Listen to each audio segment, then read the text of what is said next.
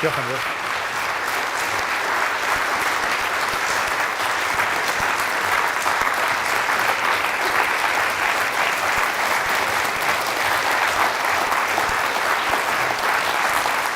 Diolch yn fawr. I'm not one that's used to get applauded, so I think the first time I've been in Cardiff and been applauded, especially when it comes to the Arms Park. Thanks very much for your kind words, Andrew, and thanks very much for the opportunity to come and speak to you here tonight. I hope you've all got legal tyres and tax on your car, because these two here are going to be around looking in a minute. I actually got pulled in for speeding on the way here. I was a bit late. I was doing 85 on the M4, and as I was pulled in, the policeman said, well, Nigel Owens, the referee. I've been waiting for you. I said, well, officer, I got it as quick as I could. I thought tonight I would take you on a journey, I guess. I'd take you on a journey of where I'm from, a little bit of how I got into refereeing, my upbringing, which is hugely relevant in my life, and I guess in all of our lives. Some of the difficult obstacles I had to overcome, and also some of the challenges that I had to overcome myself, personally, in accepting who I was, to where we are today, I guess. I was brought up in a small village called Mynydd Cerrig, and for those of you who don't speak Welsh, if we translate that from Mynydd Cerrig, it's translated to English, it's the mountain of stone, and it's pretty much what it is. Right on top of the mountain, looking down on the Gwyndraith Valley. The population of about 140 people in the village. The primary school I went to, which was closed about 9 years ago now, only had about 16 kids in the school. So very small community. And if you want to try and imagine for a minute, try and imagine what being brought up in Mynydd Cerrig was like in the 1970s. And if you want to imagine what being brought up in Mynydd Cerrig was like in the 1970s, then go there now.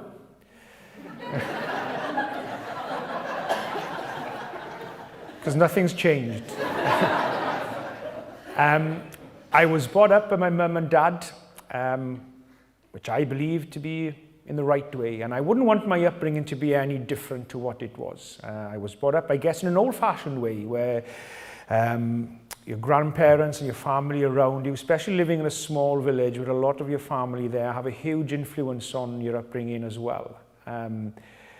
Because when your mum and dad are in work and you were ill off school, then you didn't have child minders and stuff. Then your grandmother look after you, your grandfather, or your uncle, your auntie, or sometimes the old lady living down the road or next door. I went to the primary school. I couldn't speak English till I was about 6 or 7 years of age, till I learnt it in school. And then, after a very happy time in Mynydd Cerrig school, I then, believe it or not, I passed my 11+. How, I'll never know, but I passed it. I went to the Gwyndraith Grammar School the last year to do the 11+, and the last one to do the O-levels, actually, because they then turned to GCSEs. So I went to the Gwyndraith Grammar School, which is a very famous school, where Carwyn James, Barry John, Jonathan Davies, Gareth Davies, the current chairman of the Welsh Rugby Union, where they all went to, which Max Boyce wrote his song of the Outside Our Factory, was based on the Gwyndraith Grammar School, and of course, a referee. And there came a time, you will see over the next 20, 30, 40 minutes or so how things happen in life by chance which change the course of your life. And very luckily in my life, they changed for the better. In other people's lives, they don't always change for the better. But I was very lucky that these moments in my life which happened by chance, or a last-minute change of mind, changed my life for the better. And the first time of that was when I went to the Gwyndraith Grammar School, 11 years of age. I was bullied in school for no apparent reason. Still don't know till this day why, but I was bullied in school by one individual. And but bullying took the best part of 5-6 months. it had a huge influence on me in my education, because if the Gwynedd Grammar School hadn't changed to a Welsh, the education system changed where the Gwynedd Grammar Schools were phased out, and then you had a choice of going to the English language school or the Welsh medium school. And when I was in the Gwynedd Grammar School, I was bullied. And if you've been bullied yourself, you will understand how much hell life is when you're being bullied. And you feel a sense of ashamedness that it's your fault. You feel a sense of weakness that it's your fault. And that's why a lot of bullies don't speak out, particularly young people, young children. They don't speak out to it because they feel it's their own fault. It's a sign of weakness, a sign of an embarrassment in telling people. When it's not. To actually speak out and stand up is a sign of huge strength. And I wasn't speaking out about it, and it was affecting my life. It was affecting my education. I didn't want to go to school. I was lying to my mum and dad that I was ill when I wasn't ill, and pretending to be ill, and going to school and then missing lessons, and then getting back to school to catch the bus home, and life was hell. And it was affecting my education, affecting my life. And it stopped by pure chance. At the end of that year, or coming to the end of the year, you had to make a decision of whether you stayed in the Gwynedd Grammar School or if you went to my Sir the Welsh medium school. And I was going to stay in the Gwynedd Grammar School because I had cousins in every year older than me, and they were staying in the Gwynedd Grammar School. And a lot of people's perception then was that even though the grammar school was ceasing to exist, that it would still be a grammar school. So a lot of parents kept their children, or made the choice to attend the English medium school because they still felt it was a grammar school, but it wasn't. And then after about 2 or 3 years, people realised it wasn't, and then the huge number of increase of children went to the Welsh medium school, and then the education of the Welsh medium school just rose and rose, and so did the numbers. So I was going to stay in the Gwynedd Grammar School, but then the bullying stopped by pure chance. My friends saw the bully picking at me one day, and they basically, one of my mates just caught him one on the chin, and down the bully went, and it took me great pleasure in seeing him on his arse on the floor with tears in his eyes. Pretty much now you know what it's felt like for the last 5 months. I did think about sticking the boot in, but I decided not to. So I then decided these are my friends who stood up for me here, and they were going to the Welsh medium school in my Sir. So I made the decision there and then I'm going to go to my Sir school with them. And if I hadn't done that, my life would probably be very different now, because I wouldn't be refereeing probably. I wouldn't have had the opportunities I had in doing TV work and stuff when I was in school.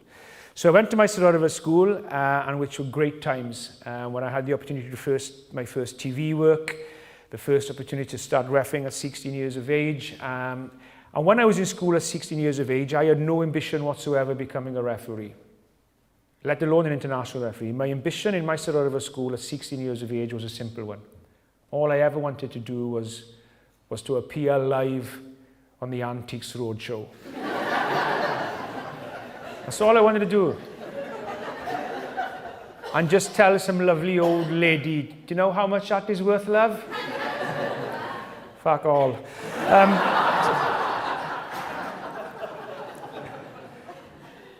So there were great times in that school, and I didn't want to leave there. School and university probably are the best times of your life. That's when you make friends and become into the person you become that will be with you for the rest of your life. When you leave school or leave university, and when you don't see those friends for 40, 50 years for whatever reason, when you see them, it's just like they were there every day of your life. It's the best times of your life, as long as that environment is happy, and it's crucial then that you are able to be yourself in the environment, which I'll talk about it more in a minute. So I didn't do very well in school. I only passed 2 GCSEs, O levels, history and drama, but I wanted to do A levels. I wanted to stay in school. So I went back to do A levels, and the reason I was allowed to go back to do A levels was that I was going to continue to do my resits, and then if I passed my resits, I'd have enough O levels or GCSEs, and I continued to do A levels. If I didn't, then obviously I would have to finish school. So I went back to school, and after about 3 weeks in school, now can you imagine this happening today? This would never happen today, which is a shame in one sense. I went down to the office to get the rugby ball to go out in the yard to play rugby with my mates. And as I went down to the office to get the rugby ball, the headmaster said, Arwin Thomas, great character of a guy. He said, oh, you better make the most of playing rugby today, boys, because we're going to have to close the school tomorrow. The caretaker's gone off ill. He's having a hernia operation. And we can't get anybody to open up. And I said as a joke, oh, it's an easy enough job, I'll do it. So the following day, I go to the school, registration. Tarnoid goes, Nigel Owens to the headmaster's office, please. And I thought, oh shit, what have I done now? So I went to the headmaster's office and he said, I've been thinking what you said yesterday. It's a good idea, he said. If you want to do the caretaker's job, you can come in the morning, 6 o'clock, stoke the fires, make sure the water's boiling, open the doors, then continue with your education in the day, and then start back then at 3:30 then and lock up at 6:30 after the cleaners are all done and everything, and do your job and stoke the fires ready for the following day and make sure everything is right. Can you imagine that happening today? At 16 years of age, do you want to be the caretaker of a school? So I went home and told my mum and dad, and I said, well, yeah, if you want to do it. So I thought I'd give it a go. And then after about 4 weeks of doing the job, got a paid week in hand then, brown envelope, cash every week, £130 take home. At 16 years of age in 1988 was 1987 was a lot of money. And after about 3 weeks of doing this job, I thought, bugger the education, I'm going to stick to the caretaker's job. So all of a sudden now, my life was taking a total different direction. So I did the caretaker's job for the rest of the year. And the headmaster said, look, you've been great in the caretaker's job. The caretaker's starting back now in September. But he's then retiring the following September. So if you want to come back and do the job in a year's time, the job will be yours. So I left school on the old YTS scheme. I went to work on a farm. When I say 3 days, it was more like a 7-day week. 5 days on the farm, 2 days in Pibble Lloyd College and Gelli Aur College, studying agriculture, the better word of it, farming. And I did this for the year. And then before the caretaker retired, the headmaster rang and said, look, we can't get anybody to do the technician job in school. You fancy doing the technician job? No qualifications whatsoever. So I said, right, okay. So I went back to school and I worked there for the next 13 years as a technician, amongst a lot of other things whilst I was in school, until I started refereeing full-time back in 2001. So as you can see already, a lot of things have happened in my life by pure chance. And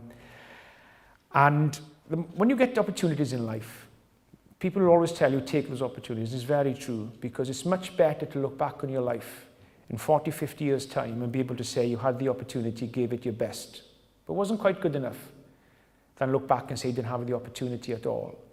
So I took these opportunities that came my way. So I went back to school to work, and then at 18, 19 years of age, I was starting to realize that I was different.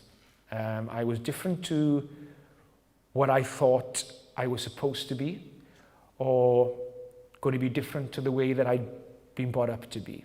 And I wouldn't want my upbringing to be any different. I was brought up by my mum and dad. You get a girlfriend, you get married, you get kids, you become grandparents, and the world keeps on evolving. And I wouldn't want my upbringing to be different, because my upbringing was who made me who I am today. So I don't want it to be any different to what it was. And we're talking over a different era in time as well in the 70s. So all of a sudden at 18, 19 years of age, I was becoming somebody, I didn't know who I was. I was becoming somebody that was totally alien to me. I was starting to realize, I had a girlfriend at the time, but I started to realize, well, why am I finding myself attracted to men? And this was not what was supposed to happen. And I was becoming somebody, in all honesty, I didn't want to be. I knew nothing about it. I never knew nothing about being gay. I never met a gay person. I'd never seen a gay person. I never knew of a gay person. The only gay person at 18, 19 years of age I could relate to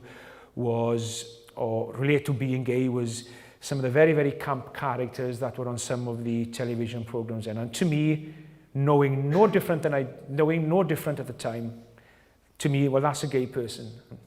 That is not me. I'm not like that. So I can't be gay. So at 19 years of age, becoming somebody I didn't want to be, becoming somebody I didn't know nothing about. I was in a pretty bad place. I was starting to get me down. I was quite overweight at about 19 years of age. I was about 16.5 stone. So by finding myself attracted to a man, I think, well, no man is going to find me attractive if I'm going to be overweight and looking like this. So I decided to lose some weight.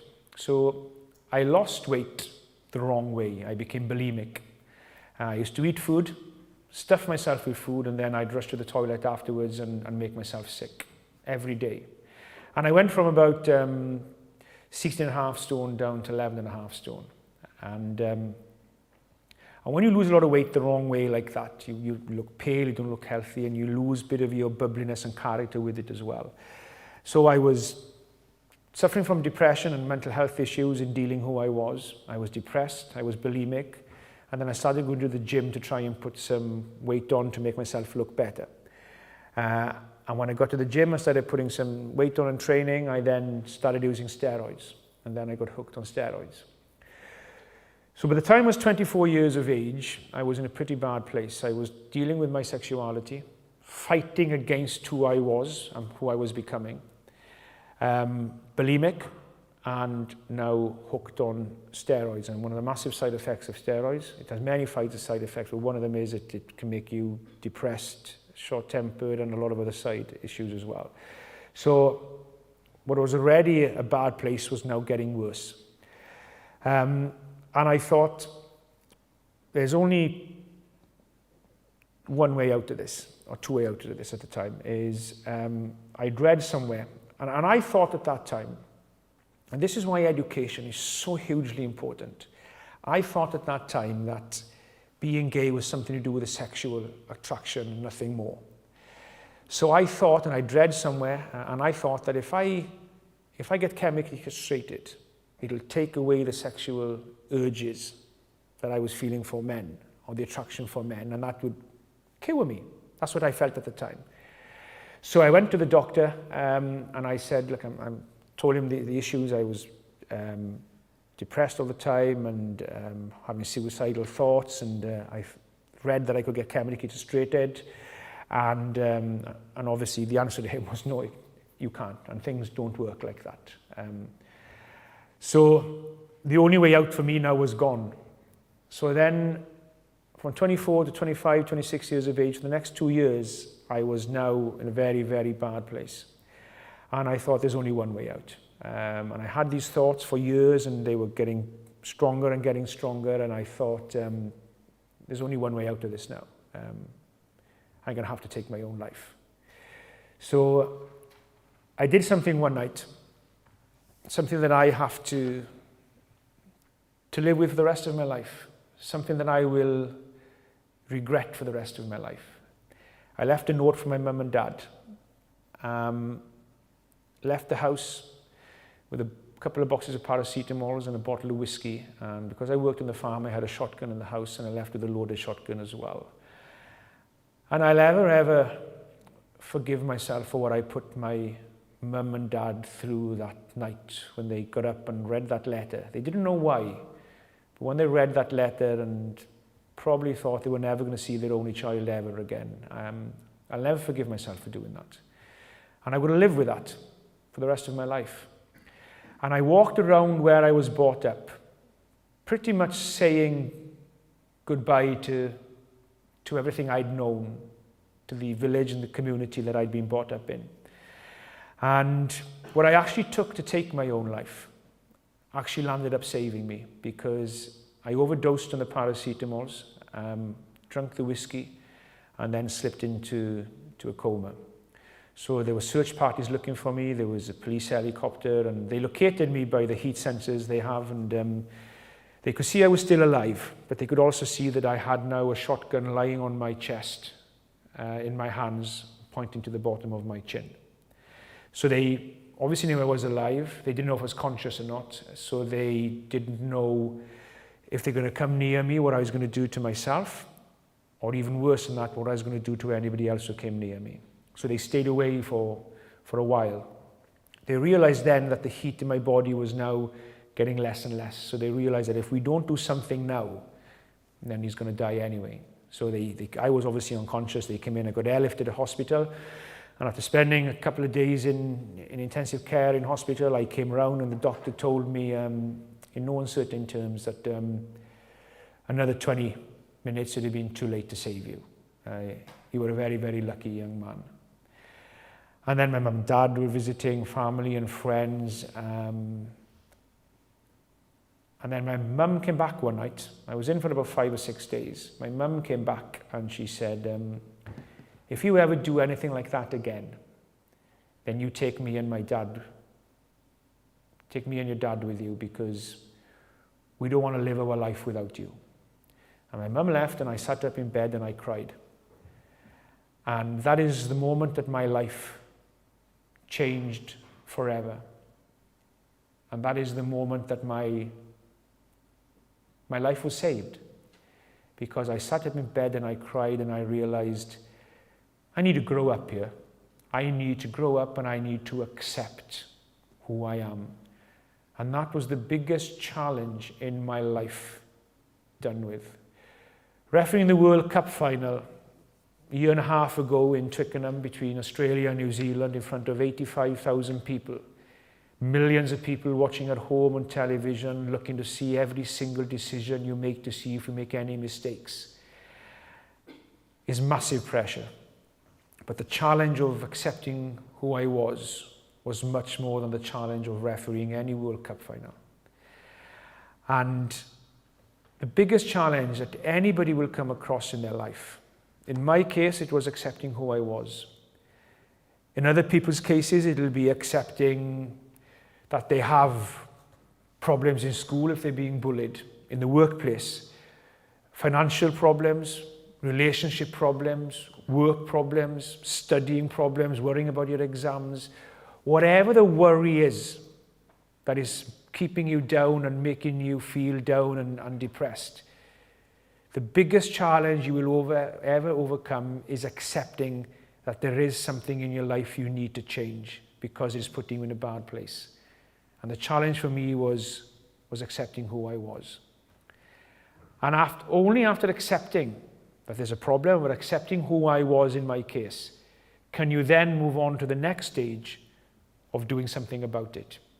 You can't do anything to change things in your life unless you accept there's something that needs to be changed, or I need to seek help, or I need to talk about it so I can overcome this problem, whatever it is. So I had overcome the biggest challenge in my life.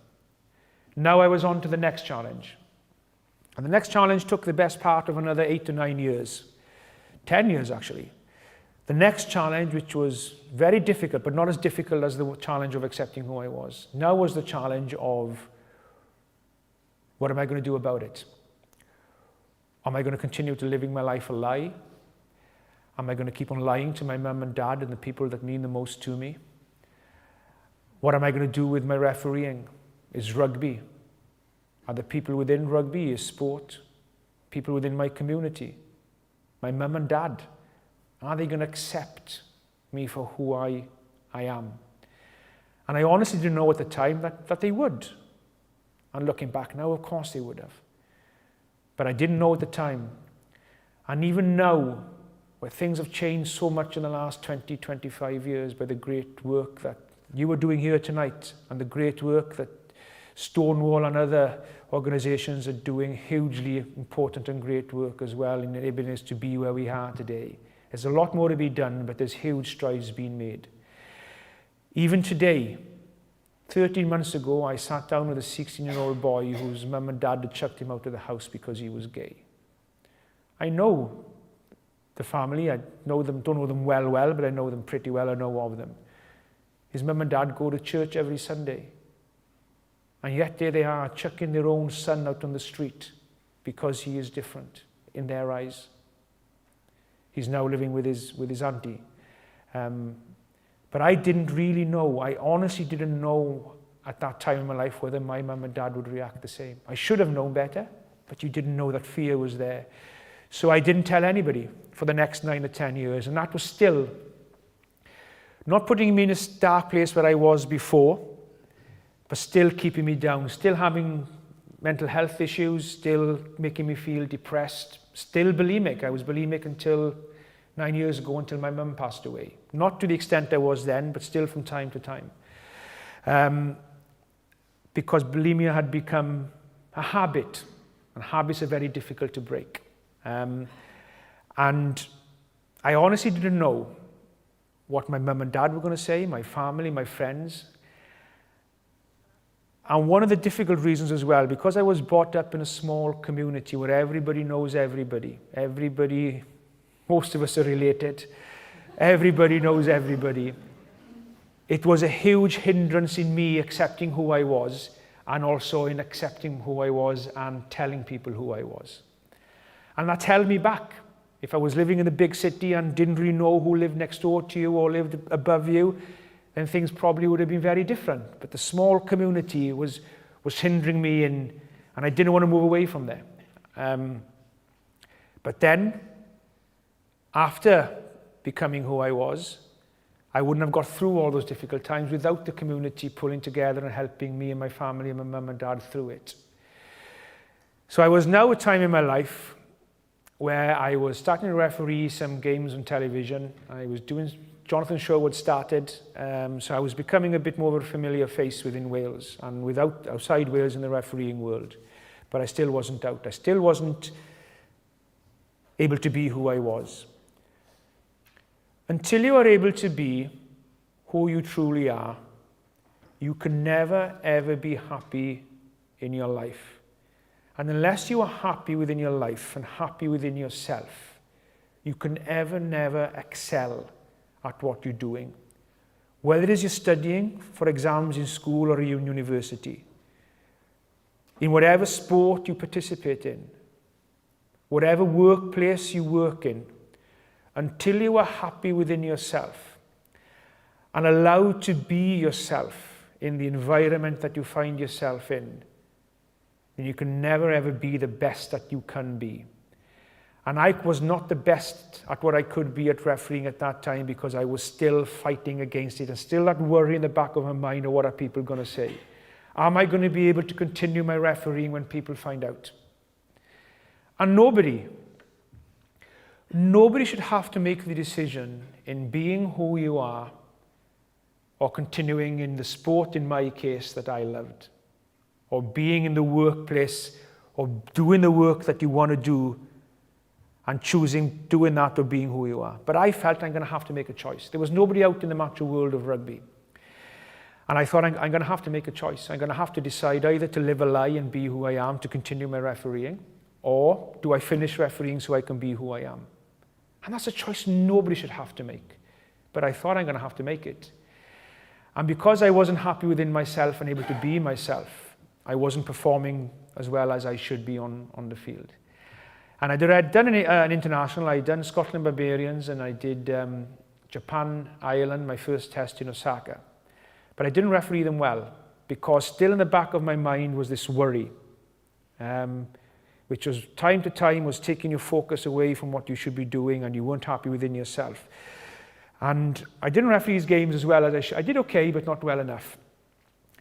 And then, after those internationals came the autumn appointments for the internationals in the November window. There were 15 international games in November in 2005, and there were 16 international referees.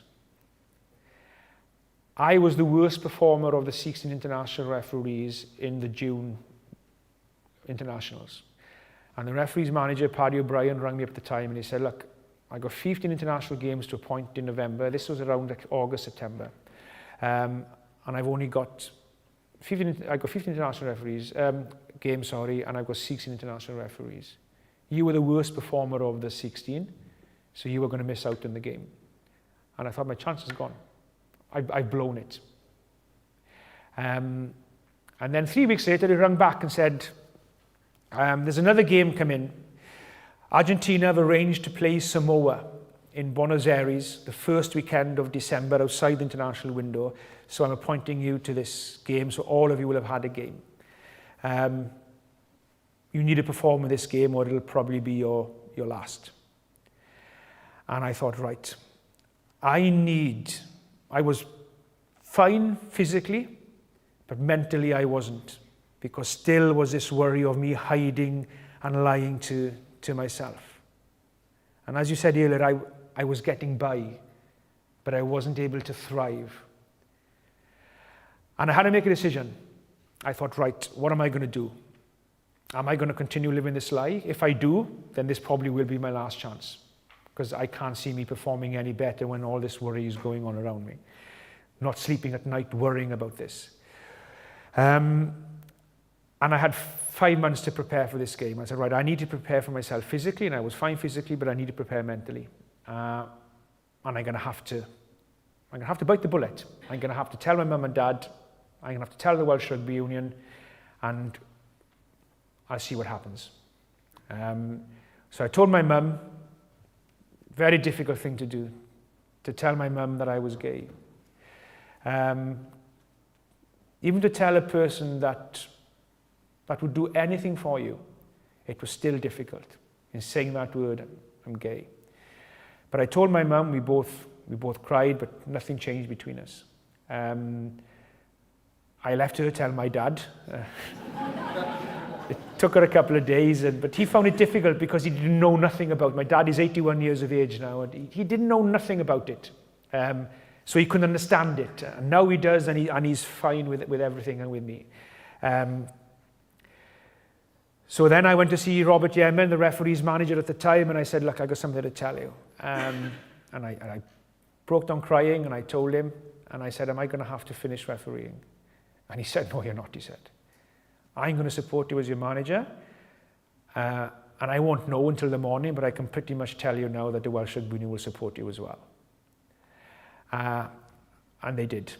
The Welsh Rugby Union, the players within the sport, not just in Wales, but outside Wales as well, spectators, fellow officials like Neil Hennessy up there, everybody supported me. The negatives I had, you could count on one hand.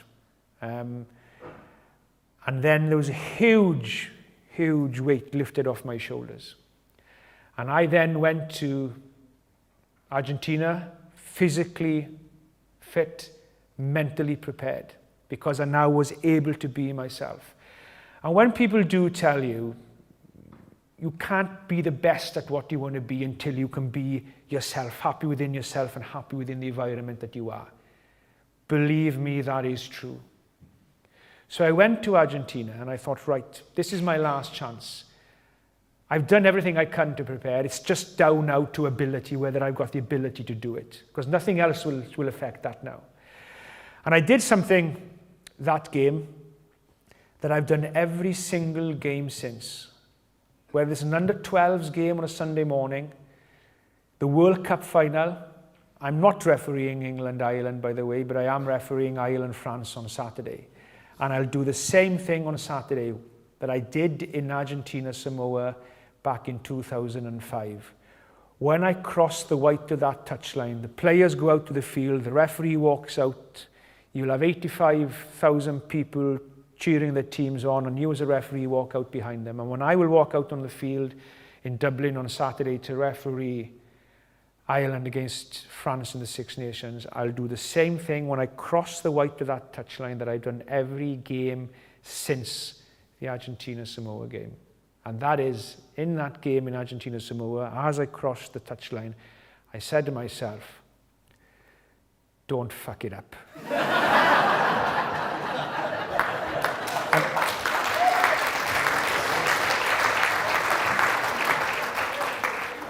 And I didn't. And then I went on to referee. This game on Saturday will be my 75th test match, the most that any referee has refereed internationally. Last Saturday, out in Galway, I did Connacht against the Dragons. It was my 146th Pro 12 game, the most ever of any referee. I have done 97 European Cup games, the most ever of any referee. I have done 5 European Cup finals, more than any other referee. I've done 4 Pro 12 finals, more than any other referee. And I wouldn't have done any more than 2 internationals if I hadn't accepted who I was, and if I hadn't been allowed to be who I truly am. It doesn't matter who you are. It doesn't matter what country you come from, what the color of your skin is, your sexual orientations or your religious beliefs. None of those should matter one bit. All that should matter is that if you were a decent human being, that you were to be treated the same. And I emphasize the same, no better, no worse, just the same as everybody else. Not only in my case in the sport that I participated and loved and worked in, but in society, in everyday life. If there is one thing that today's society lacks, and that is respect. Rugby union's most important value and ethos is its value of respect. Respect from players to officials and vice versa. Spectators sitting next door to each other in the stadium and supporting different teams, but able to feel safe and be themselves in the environment that they are. Rugby union, in my view, is not only the greatest of team sports in the world on the field, but without a shadow of a doubt, the greatest of team sports in the world off the field. If it wasn't for rugby union, the Welsh Rugby Union, in supporting me the way that they are, colleagues like Neil Hennessy, friends like some of you here tonight that I know, if it wasn't for people like that and the great sport that rugby is, I wouldn't be able to be who I am today. I owe more to rugby, to my mum and dad, to my family and friends, and the community that I've been brought up in, than they will ever owe to me. A lot of people will tell you that life is what you make it. It may well become true later on in your life, but I am a strong believer in that life makes you. The way that you're brought up by your mum and dad or your guardians or your grandparents, the way that you're brought up to say your please, your thank yous, to respect people, the communities that you're brought up within, the school, the universities you go to, your grandparents, the people living next door to you, the coaches down the rugby club, the football club, the hockey club, the people you go to school with, the teachers, the lecturers, the friends you spend your time with. All these people, in one way or another, will have a huge influence on you becoming the person that you become. When you come to your late teens, early 20s, you will probably become the person you're going to be for the rest of your life. There's always an exception to the norm, of course there is. And that is why I'm a strong believer in life makes you. And that's why it's hugely important that people are allowed to be themselves, not only in sport, in society, in everyday life, but within their schools, university, within the workplace.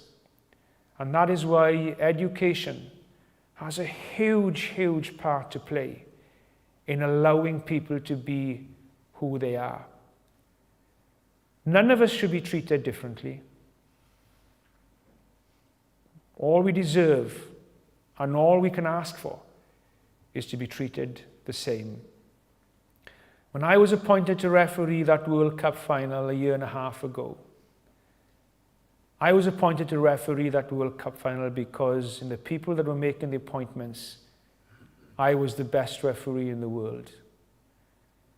If any of them would have turned around and told me, we're going to appoint you to referee the World Cup final because it looked good on World Rugby CV that the first openly gay man in professional sport is refereeing the World Cup final, then I would have turned around and told them, no, thank you.